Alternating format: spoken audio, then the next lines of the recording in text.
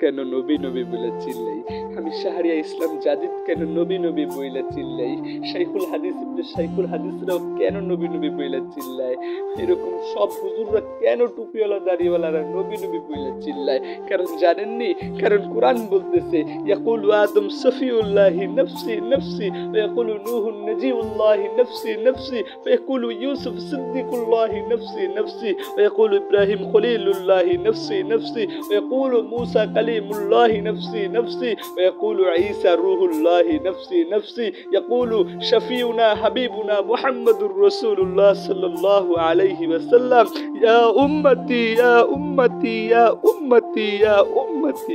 কিয়ামতের ময়দানে আমার বাবা আমাকে যখন ত্যাগ করবে, আমার মা আমাকে যখন ত্যাগ করবে, আমার কলেজের ভাইটা যখন আমাকে ত্যাগ করবে, চিনবে না চিনবে না চিনবে না, সবাই বলতে থাকবে নফসি নফসি নফসি। ইন্ডিপেন্ডেন্ট টাইমে যে ব্যক্তি বলতে থাকবে ইয়া উম্মতি ইয়া উম্মতি ইয়া উম্মতি, সেই রসুলের জন্য তো কাঁদি রে ভাই, সেই রসুলের জন্যই তো কাঁদি।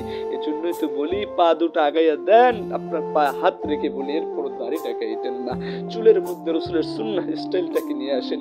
নেইমার, মেসি, ইহুদি, নাস্তিক, মুরতাদদের কাঠিনগুলো দিয়েন না, মুহাম্মাদুর রাসূলুল্লাহর কাটে দেন চুলের মধ্যে, জিন্দেগি বদলে যাবে। কদমে আল্লাহর কদমে সেজদা দেন, জিন্দেগি বদলে যাবে। শত হাজার ব্যথা বেদনা হতাশার মধ্যে আল্লাহর কাছে আসেন, 5 ওয়াক্ত নামাজে আল্লাহর কাছে সেজদা দেন ভাই, দেখবেন জিন্দেগি বদলে গেছে, জিন্দেগি বদলে গেছে, পুরো বন্দেগি জিন্দেগি সমস্ত ডিপ্রেশন গুলো চলে গেছে, শান্তি সুখের নিবিড় ছায়া চলে এসেছে আপনার জীবনে।